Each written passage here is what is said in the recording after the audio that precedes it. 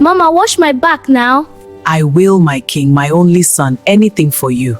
Nkechi, he is 15 years old and you are still bathing him like a baby. So what? He's my son, my precious son. But our 5 daughters have been bathing themselves since they were 6. This boy is 15. Leave my son alone. He is special. He is a king, my only boy, the one who will carry your name. Unlike these girls who will just marry and leave. You are destroying this boy. You are turning him into a spoilt brat. If you don't like it, then leave. I will choose my boy over anybody in this world, including you. You will regret this, Nkechi. Never. You're just jealous of my son. My people, Oyana, come here. This story is for you. If you know any woman who chose her male child over everybody, gather round. This is the story of Mama Chidi, a woman who had 5 daughters and 1 son, and she loved that son so much that she fought with everybody. Chai, you will laugh, you will cry, you will learn. Are you ready? Oh yeah, let's enter this matter together. This story happened in Nnewi, Anambra State. You know Nnewi people now? The business people, the money people, my son must be big people. Yes, those ones. Let me introduce you to the main characters. Mama Chidi, our main character, the woman with the problem, the boy child worshipper, the one who was blind. Papa Chidi, the father, a wise, patient man who saw everything, but his wife refused to listen to him.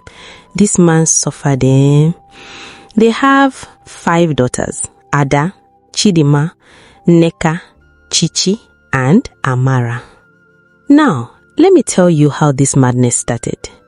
When Mama Chidi born 5 daughters back to back, boom, boom, boom, boom, boom, no break, no rest, just girls. My people, the mockery she faced was insane. Her mother-in-law would visit the house, look at the 5 girls and hiss loudly and say, Nkechi, when are you going to give my son a real child? Or you want to born only girls till menopause catch you? What kind of woman are you safe? Her sisters-in-law would come for Christmas, gather in the kitchen and whisper loudly. You know that kind of whisper that everybody can hear. 5 girls? 5? Not even 1 boy? Chai, maybe the woman is cursed, or maybe a spiritual attack from her mother's side. In the village, people stopped calling her by her name. They would call her Mama Girls or Mama Girls Factory, and they would laugh when she passed. Even in church, after service, the prayer warriors would corner her like armed robbers. Sister Nkechi, we've been seeing you. The enemy is blocking your male child. We need to pray fire prayer for you. Come, let's go to the altar now. This woman was going through serious shame. Papa Chidi, bless his soul, was not bothered at all. This man loved his 5 daughters with his full chest. He will carry them, play with them, help them with homework, braid their hair. Yes, so this man learned how to braid. He will tell Mama Chidi, Nkechi, abego, leave these people. Our daughters are blessings from God. Look at them, healthy, intelligent, beautiful. I'm grateful for each one. But Mama Chidi, no. This woman wanted a son. She needed a son to shut everybody's mouth, to prove she was a complete woman, to show her mother-in-law and those wicked sisters-in-law that she could do it. So what did she do? My people, this woman went everywhere, and I mean everywhere. She went to prayer mountains. You know those ones where you climb for 2 hours and your legs are shaking. Then you pray from 6 p.m. to 6 a.m. standing. Yes, that one. She did it every month. She went to herbalists in the deep village. Those ones where you enter the shrine and you see skulls and red cloth and the man is wearing animal skin. She drank every bitter concoction they gave her. Her mouth was permanently bitter for 2 years. She went to prophets. Every single man of God that opened church in a container or under a tree, she was her customer. They would tell her, Sister Nkechi, the problem is spiritual. Your womb is locked. We need to do 21 days fasting. and she would do it. She was fasting Monday to Friday, every single week. No food, no water, dry fasting. She would be looking like a ghost, shaking, but she didn't care. Papa Chidi would beg her, Nkechi, I beg, you are killing yourself. Please stop this madness. If God wants to give us a son, he will give. If not, we have 5 beautiful daughters. Isn't that enough? Mama Chidi would look at her with fire in her eyes. It's not enough. I need a son. You don't understand what I'm going through. After 5 years of suffering, 5 years of fasting, praying, drinking herbs, visiting prophets, Mama Chidi finally got pregnant. When she went for the scan and the doctor said, "Congratulations, it's a boy," my people, this woman fainted right there in the hospital, collapsed like a bag of rice. The nurses had to rush and pour cold water on her face, fan her, revive her. When she woke up, she was crying and laughing at the same time, like someone who won 100 million naira jackpot. She was shouting, "A boy! I'm carrying a boy! Jesus has done it! God has remembered me!" The doctor was looking at her like, "Madam, are you okay?" From that day, my people, Mama Chidi's brain scattered, like permanently scattered. No repair. It was gone. When Chidi was born, you would think the president of Nigeria himself was born in that hospital. Mama Chidi threw a party, and I'm not talking about small party, massive party. This woman spent 800,000 naira in 2005. That money could buy an acre of land at that time. She killed 2 cows, not 1 2 full-grown cows. She hired a live band, DJ, rented canopy that covered the entire street, bought matching uniforms for all the ushers, printed invitation cards with Chidi's face on it. The baby was only 7 days old. Decorated the whole house with balloons and ribbons like it was a presidential inauguration. The party lasted from 10 a.m. to 10 p.m. There was jollof rice, fried rice, pounded yam, egusi soup, pepper soup with the cow meat, drinks everywhere, small chops, cake that was 3 layers. And the funniest part, at the party, Mama Chidi put baby Chidi on a pillow, put the pillow on her head and was dancing around the entire venue, showing him off like a trophy. She was moving from table to table, forcing people to look at him. "You see my son? Look at him. God has vindicated me. I have a male child. Who is laughing at me? Nobody. I said nobody." People were clapping, mostly because they wanted her to move away from their table so they could eat in peace. Meanwhile, Papa Chidi was sitting in one corner under a tree with his 5 daughters. They were just watching Mama Chidi dancing with Chidi on her head. Papa Chidi was shaking his head slowly, and he told Adiazi, who was 10 years old at the time, "My daughter, your mother has lost her senses. Just pray for her." And you know what she said? "Daddy, I know." And you know what's painful? When Mama Chidi born those 5 daughters, she didn't even kill chicken, not even one fowl. She would just cook a big pot of jollof rice, share it for the neighbors, and that was it. No party, no cow, no live band, just thank God for safe delivery, and everybody went back to their house. But for Chidi, 2 cows. The entire village was invited. Even people who didn't know the family came to chop free food and meat. From the day Chidi was born, he was worshipped like a god. I'm not exaggerating, no. This boy was treated like he was made of gold. Let me paint a picture of their house. Chidi had his own room. In a modest 3-bedroom house where they were struggling to pay rent, this small boy had a private room. The room had a proper bed with mattress, not matto, bed, 4 pillows with cartoon characters on them, ceiling fan and standing fan. In case NEPA took light, he would still have breeze. His own black and white TV with DVD player. Carpet on the floor so his royal feet will not touch the ground. Blue curtains with cartoon characters on the wall. Posters of cartoons on the wall. A small table with his own books and toys. Meanwhile, the 5 sisters, 5 girls, were all squeezed into one room like sardines in a can. Their room had 5 raffia mats on the bare floor. No carpeto, just cement floor. A few old wrappers that they all shared when cold came at night. No fan. They were using those hand fans made from raffia to fan themselves in hot season. No TV, no carpet. The window didn't even have curtain, so mosquitoes were entering freely every night and feasting on them like buffet. My people, see the difference, see the wickedness. And every morning, Mama Chidi would wake up at 5 a.m., go to the kitchen, put firewood, heat water in a big pot, pour it in a basin, add scented soap, that expensive Lux soap, carry the basin to Chidi's room and bathe him herself. She would bathe this boy like he was a baby made of glass, gently soaping him, washing every part of his body carefully, drying him with a clean towel, not those rough ones, or this soft cotton towel. Then she would rub him with Vaseline Blue Seal from head to toe until he was shining like Christmas decoration. And you know what's funny? She was doing this even when Chidi was 10 years old. This boy was in primary 5 and his mother was still bathing him every morning like he was 6 months old. But the 5 girls, Mama Chidi would bang on their door at 5 a.m. and shout, "Wake up, go and bathe with cold water. What are you people waiting for? You think you are Chidi? Move." And the girls would wake up, go to the well, fetch cold water, even in Hamatan, when the water was so cold it felt like ice, and bathe themselves outside. No hot water, no scented soap, just blue soap, that hard one that hurts your skin, and cold well water. My people, let me tell you about school fees time. This one pained me pass. Papa Chidi was working as a spare parts dealer in Main Market Onitsha. He was making around 150,000 naira per month. This was around 2010, 2012.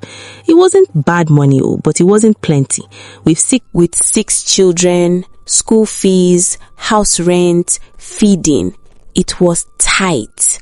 But Mama Chidi decided that Chidi must go to the best school in Nnewi, Hillcrest International Academy. The school fees was 250,000 naira per term. Let me repeat, 250,000 naira per term for one child. Meanwhile, Papa Chidi was making 150,000 naira per month. Make it make sense.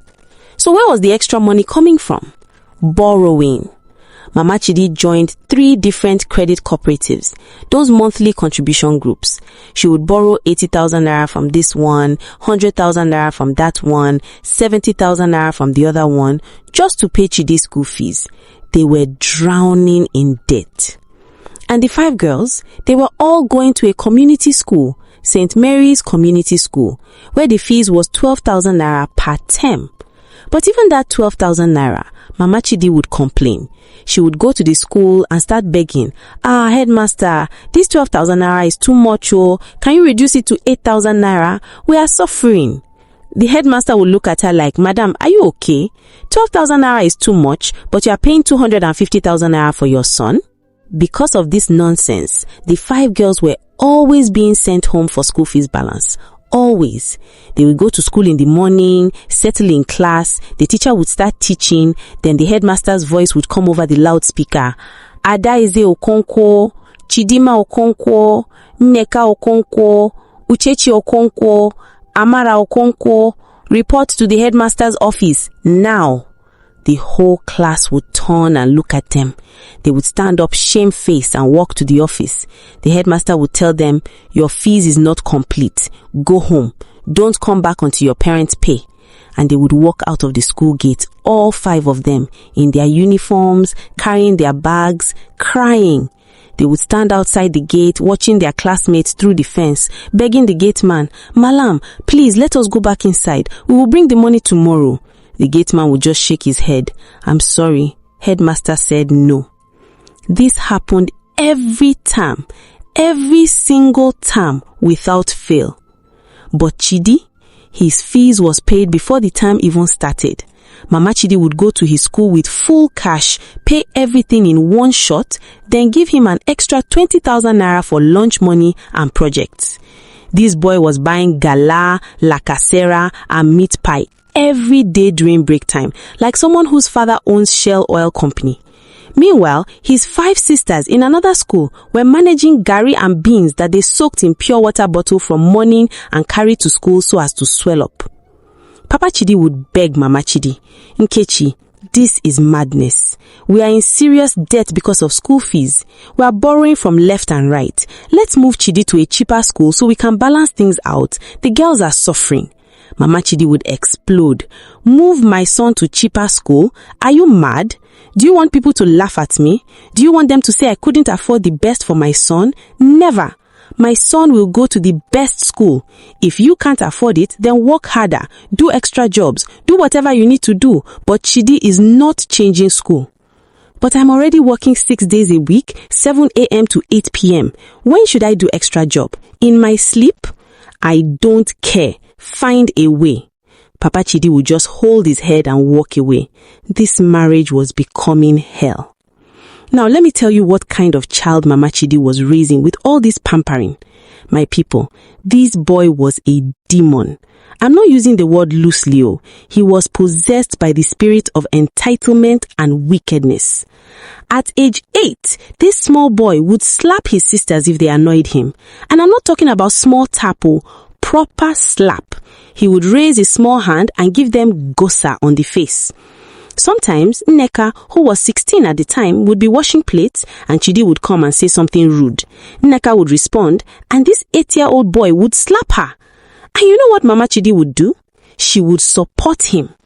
If Nneka cried or tried to slap him back, Mama Chidi would come running with koboko, whip made from cowtail, and start beating Nneka mercilessly. "How dare you fight your brother? How dare you raise your hand to him? He is the head of this family. He is your superior. Apologize to him. Now. And Nneka would have to kneel down and apologize to an 8-year-old boy. Can you imagine the humiliation? Chidi wouldn't wash his own plate after eating. He would just finish his food, stand up and walk away, leave the plate on the table, and Mama Chidi would shout, "Chidima, come and carry your brother's plate. What's wrong with you? You want him to carry plate like a girl?" He wouldn't sweep, wouldn't fetch water, wouldn't wash his own clothes, wouldn't do anything. He would just sit in his room with AC blowing on his head, watching Tom and Jerry, eating snacks, playing Super Mario, living like a young oga. If he wanted water, he would snap his fingers like he was calling a servant and shout, "Uchechi, bring me water, cold water, not warm." And if Uchechi delayed by even 10 seconds, maybe she was washing plates or sweeping, Mama Chidi would appear from nowhere like a ghost. "Uchechi, are you deaf? Your brother called you. Why are you wasting time? Move fast." But you know what's crazy? When the girls needed help with anything, maybe they needed Chidi to help them lift something heavy or reach something high or just anything, and they would call, "Chidi, please come and help us with..." Before they even finished talking, Mama Chidi would appear and cut them off. "Leave my son alone. What's wrong with you girls? He's not your houseboy. He's a boy. Boys don't do housework. That's what you girls are for. Go and do it yourselves." Papa Chidi would watch all this from the parlor after coming back from work. He would see how his daughters were being treated like slaves and his son was being worshipped like a king. He would try to talk to Mama Chidi multiple times, but this woman refused to listen. Her ears were closed. One day, I think it was a Saturday morning, Wahala finally exploded. It was around 8 a.m. All 5 girls were outside in the compound doing serious work. Adaize was sweeping the entire compound with a broom. Chidima was washing a mountain of clothes in a basin. Nneka was fetching water from the well.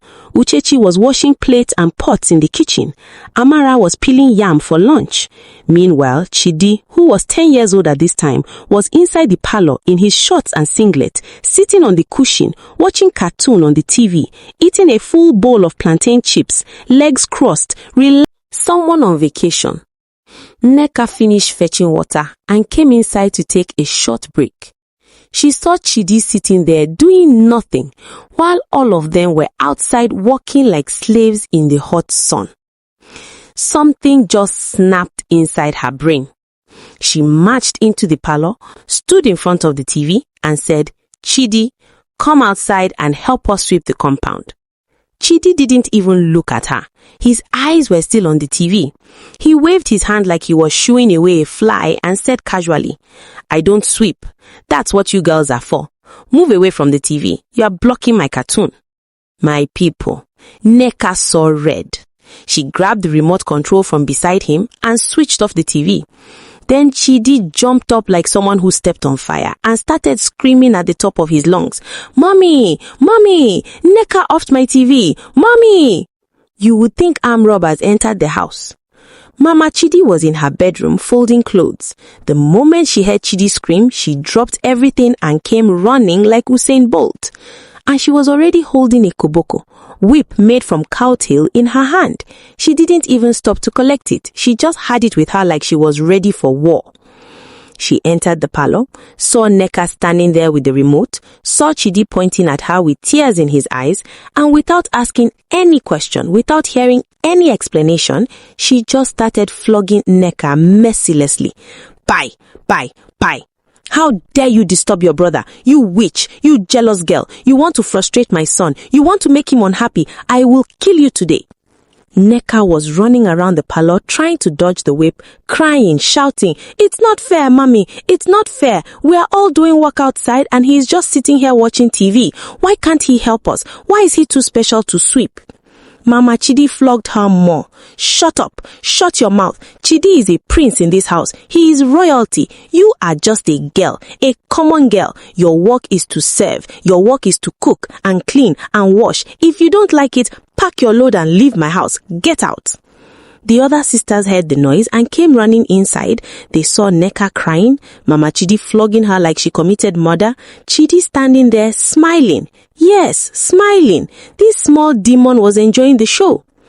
Papa Chidi was in the bathroom shaving. He heard the commotion and his blood was boiling. He wiped his face quickly, came out with shaving cream still on half his face, and when he saw what was happening, something inside him just broke. "Nkechi, stop this nonsense. Stop it now." It was the first time in their entire marriage that Papa Chidi shouted at his wife in front of the children like that. His voice was shaking with anger. Mama Chidi stopped flogging Nneka and turned to face him slowly. "What did you say?" Her voice was quiet but dangerous, like a snake about to strike. Papa Chidi was breathing hard. "I said stop. You are destroying this family. You are turning our son into a monster. You are treating our daughters like slaves. This is wickedness. This has to stop today." The whole compound went silent. Even the neighbors who were listening through the fence stopped breathing. Mama Chidi threw the koboko on the floor and walked towards Papa Chidi slowly. She stopped right in front of him, looked him dead in the eye and said, "If you don't like how I'm raising my son, then leave. I will choose Chidi over anybody in this world. Anybody, including you. My son is my life. My son is my everything. If you can't support that, then get out of this house." Papa Chidi just stared at her. The woman he married 20 years ago was gone. This was a different person standing in front of him. He said quietly, but his voice was like iron, "You will regret this. Mark my words, Nkechi. The way you are training this boy, he will abandon you when he needs you most. And these daughters you are maltreating, they will be your only hope in your old age. But by then, it will be too late. They will remember everything you did to them, and they will leave you to suffer. You are planting thorns today, and you will harvest thorns tomorrow." Mama Chidi laughed, a wicked laugh that had no joy in it. "My son will never abandon me. Never. He loves me. We have a special bond. You're just jealous of what we have. You're jealous because I love him more than I love you." Papa Chidi nodded slowly. "You just said it yourself. You love him more than your husband, more than your daughters, more than your family." He turned and walked back to the bathroom. The 5 girls were all crying quietly. Chidi was still standing there, not understanding the damage his mother was causing because of him. From that day, something broke in that family.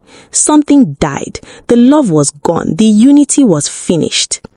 After that fight, Papa Chidi and Mana Chidi started fighting every single week about Chidi. Papa Chidi would say, "The boy is 10 years old and he cannot even bathe himself or wash one plate. What kind of man are you raising? What will happen when he grows up and he cannot do anything for himself?" Mama Chidi would fire back, "He will have a wife to do those things for him. I'm raising a king, not a housemaid. When he marries, his wife will take care of him. That's what women are for. So his wife will marry rubbish? You are making him useless? Get out of my face." The daughters were watching everything, watching their mother choose Chidi over their father, over them, over everything. And slowly, resentment was building in their hearts like a fire. Adaze said to her sisters one night when they were lying on their mats, "When I finish secondary school and I start making money, I'm leaving this house and I'm never coming back." Nneka said with fire in her voice, "All of us will leave. We will make our own money, we will build our own lives, and we will leave Mama Chidi with her precious Chidi. Let him take care of her when she's old. We don't have a mother anymore." The others nodded in the darkness. The seed of abandonment had been planted. When Adaze finished secondary school, she came home screaming with her WAEC result in her hand. Daddy, I got 8 A's. 8! Papa Chidi was so proud. He lifted her up and spun her around. "My daughter, you're going to be a doctor, first university student in our family." Adaze got admission to study medicine at UNIZ. The acceptance fee was 45,000 naira. Papa Chidi told Mama Chidi, "We need to pay Adaze's acceptance fee. I'll give you the money now." He gave her 60,000 naira, extra 15,000 naira for her to buy things she needed. 1 week later, Adaze went to pay the fee. She checked the account. No money had been paid. She came home confused. "Mommy, did you pay my acceptance fee?" Mama Chidi was cooking. She didn't even turn around. "No." "But Daddy gave you 60,000 naira last week." "That money is for Chidi. He needs new school uniform, textbooks, and lesson teacher for mathematics and English." Adaze felt like someone poured cold water on her. "But Mommy, if I don't pay by next week, I will lose my admission." Mama Chidi finally turned around and her face was stone. "Then you will lose it.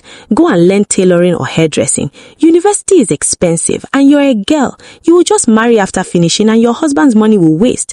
Better to spend the money on Chidi. He is the one who will take care of us when we're old." Adaze started crying. "But Mommy, I got 8 A's. 8! I want to be a doctor. I've been dreaming about this since." "Dream is over. Go to your room." Adaze ran to her father's shop crying. Papa Chidi listened to her and his heart broke into pieces. That night, he did something he had never done. He went to his secret savings, money he was keeping to expand his business, money he had saved for 5 years, and he took out 65,000 naira and gave it to Adaze. "Go and pay your acceptance fee tomorrow morning, then buy your textbooks. I will find a way to pay your school fees. Your mother has lost her mind, but I will not let you suffer." Adaze was crying and hugging him. "Thank you, Daddy. Thank you so much." But Mama Chidi found out. One of the neighbors saw Papa Chidi giving Adaze money and reported like a spy. That night, there was World War III in that house. Mama Chidi confronted Papa Chidi in their bedroom, and the girls could hear everything from their room. "You gave Adaze money behind my back?" "Yes, because you are being wicked to your own daughter. How dare you undermine me? You are supporting these girls against my son? You want to use everything we have for them? You want to leave my son with nothing? I am supporting all my children equally. Then get out. Get out of my house. I don't need you. I don't want you. Chidi is all I need. Get out." And my people, Mama Chidi actually went to the wardrobe, pulled out Papa Chidi's clothes and started throwing them out of the window into the compound. Shirts flying, pants flying, shoes landing in the sand, everything. Papa Chidi just stood there in shock. "Nkechi, you're choosing that boy over our marriage of 23 years. You are chasing me out of my house?" "Yes, gladly. If you cannot support my son, then leave." Papa Chidi looked at her one last time, packed a small bag, and walked out that night. He went to sleep in his shop at Main Market.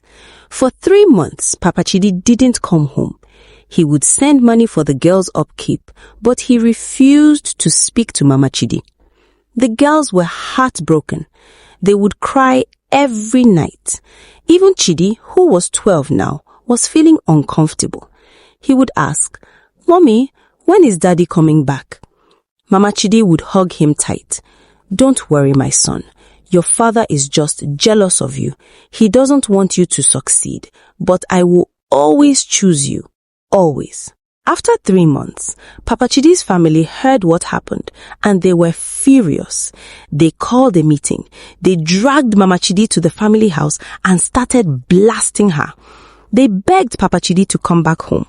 He finally agreed, but when he came back, the marriage was dead. They were like two strangers living in the same house. No talking, no touching, just existing. Let me fast forward and show you what happened to everyone.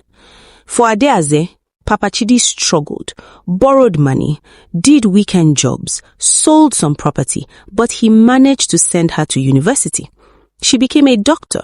By age 30, she was making 500,000 naira per month. Married to a pilot, 2 kids, big house in Lekki.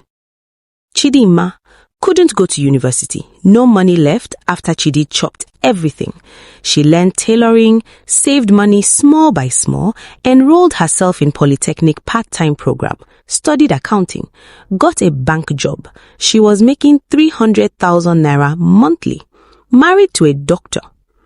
Nneka also couldn't go to university. She learned phone repairs from a Chinese man at Alaba Market, started selling phones, opened her own shop, then 2 more shops. She was making 400,000 naira monthly. The girl was balling. Uchechi learned hairdressing from YouTube. Yes, YouTube. Opened a salon, then another salon. She had 3 salons and was making 350,000 naira monthly. Married to a good man. Amara learned fashion design, started sewing and posting on Instagram. Her brand blew up. She was making 250,000 naira monthly. All 5 daughters were making serious money. And you know what they all had in common? Not one of them called Mama Chidi mommy anymore. They called her Ma or Mama Chidi like she was a stranger. And none of them visited home. When Papa Chidi begged them to come for Christmas, they would say, Daddy, we will come and see you, but we don't want to see her. Papa Chidi understood. His wife had destroyed every relationship she had. Now, where was the golden child during all this success? Chidi went to Unizac to study business administration. Papa Chidi paid with his retirement savings. In school, this boy was not reading. He was clubbing every weekend, Cubana, Ibiza, every club in Auka, drinking Hennessy like water, dating 5 girls at the same time, betting his school money, smoking weed, just wasting his life. He failed year 1, carried 4 courses. After 7 years for a 4-year course, Chidi finally graduated with 3rd class.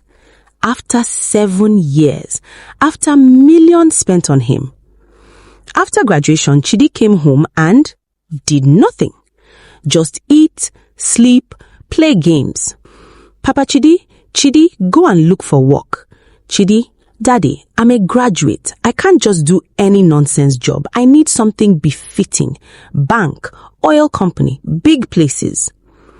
Befitting job with 3rd class? Okay. Months passed, a year passed, 2 years passed. Chidi was still at home, still sleeping till 12 noon, still eating Mama Chidi's food, still doing nothing. Papa Chidi begged her daughters, please help your brother get a job. You people have connections now. Adeaze said coldly, Daddy, with all due respect, Chidi is Mama Chidi's project. Let her find him a job. We didn't go to school. We didn't get help. We hustled. Let him do the same. Papa Chidi was heartbroken, but he understood. They were done with Chidi and their mother. Then Papa Chidi got very sick, high blood pressure. The bills were over 2 million naira. Mama Chidi had no money. She had spent everything on Chidi. She swallowed her pride and called her daughters. They didn't even hesitate. They all contributed and paid everything. But they told her coldly, we are doing this for Daddy, not you. For 3 weeks, Papa Chidi was in the hospital. The 5 daughters took turns staying with him. They cooked for him, bathed him, talked to him, made sure he was comfortable. But none of them spoke to Mama Chidi beyond good morning. And Chidi? He visited his father twice in 3 weeks.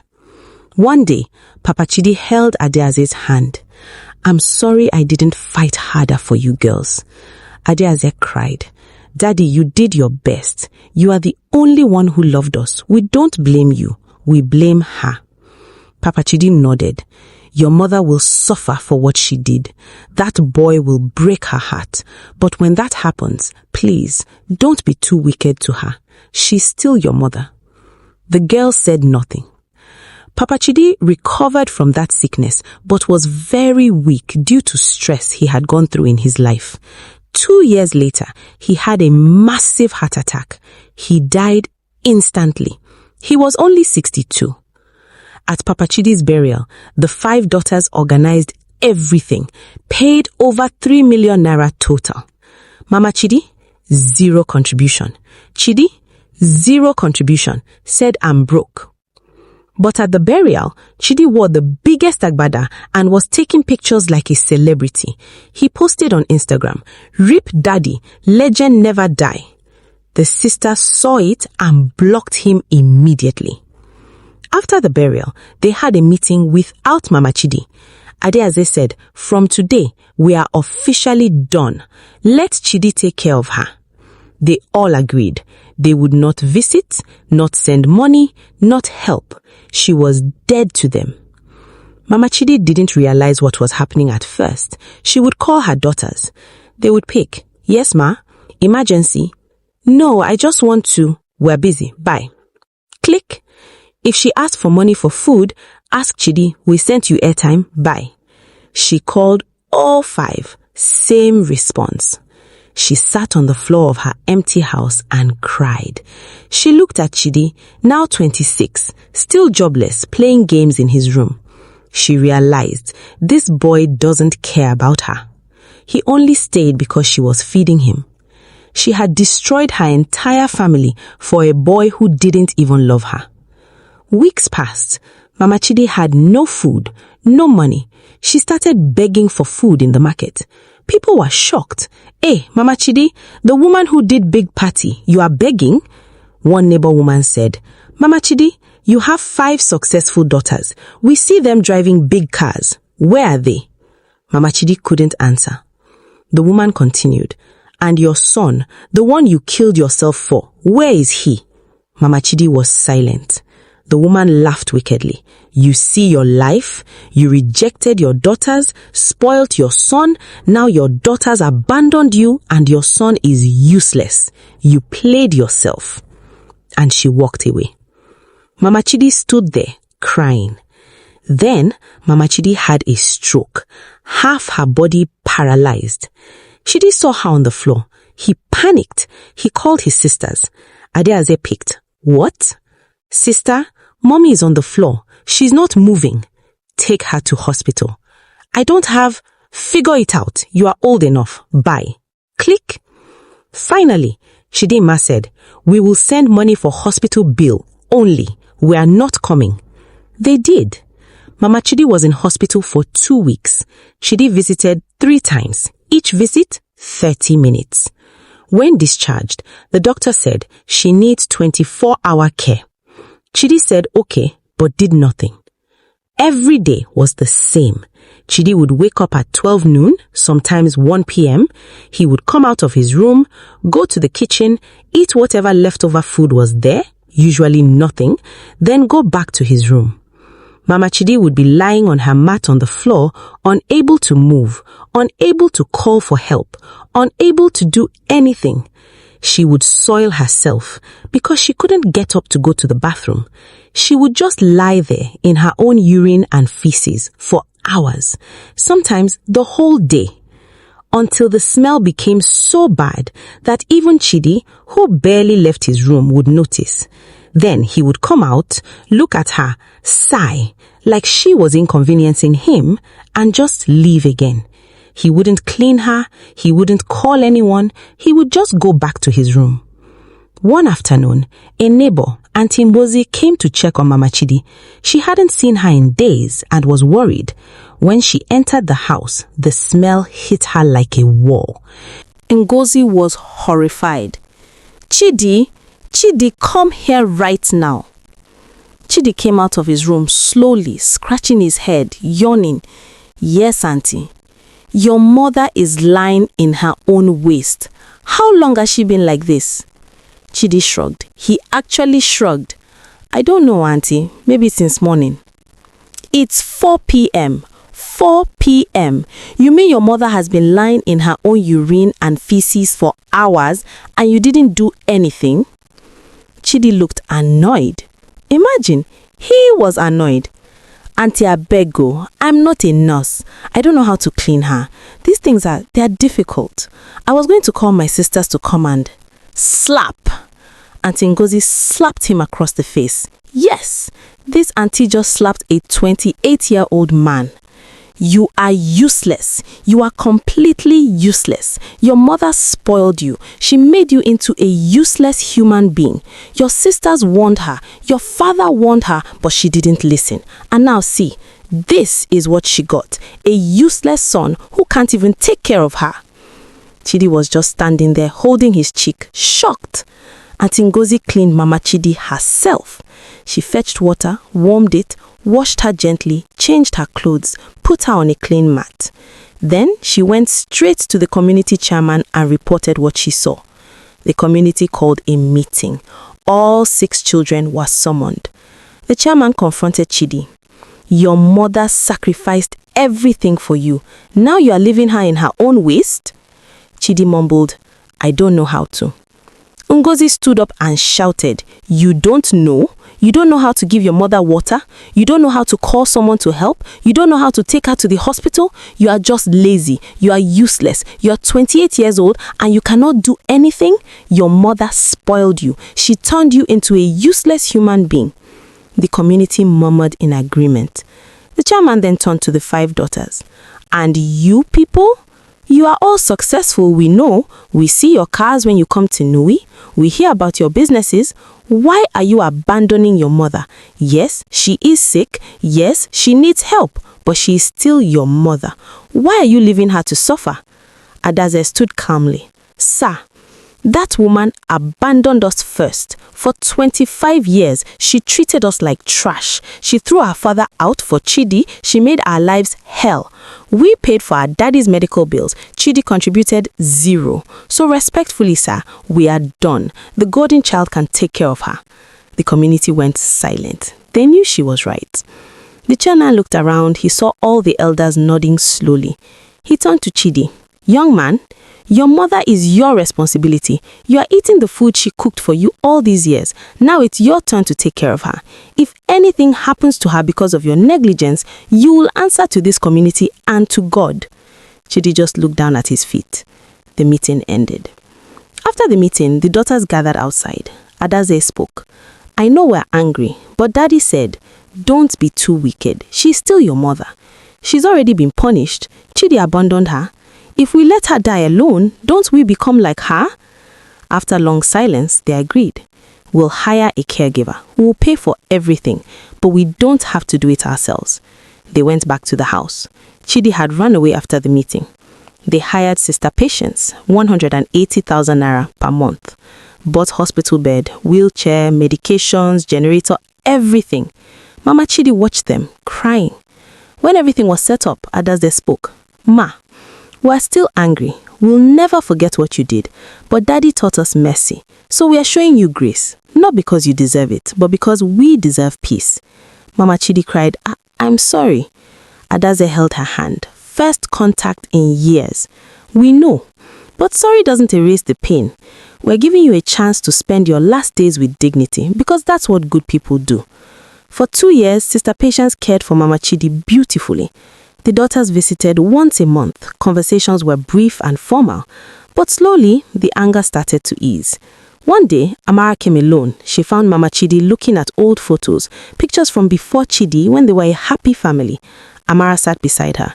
You were different then. You were a good mother. Mama Chidi struggled to speak. I was foolish.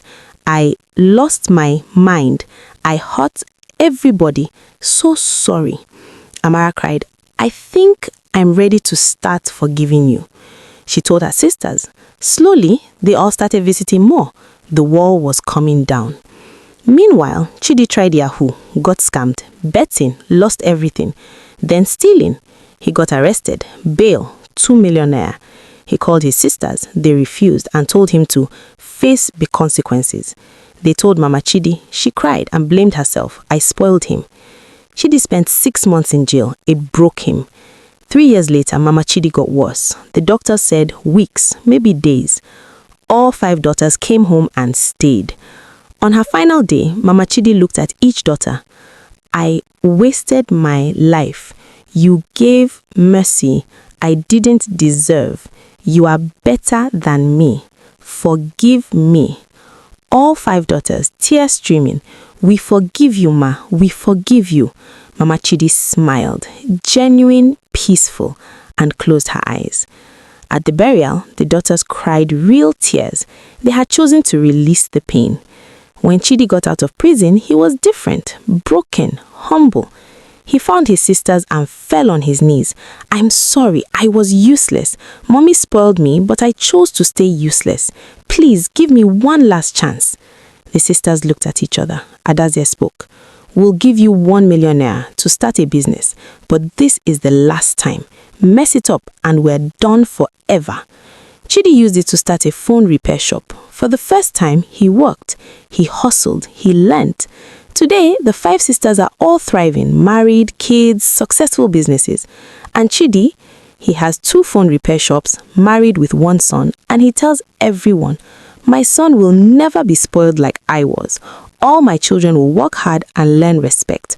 I learned that lesson the hard way. Now, my people, what did we learn? Lesson 1. Don't favor your male child. This boy-child syndrome destroyed Mama Chidi's life.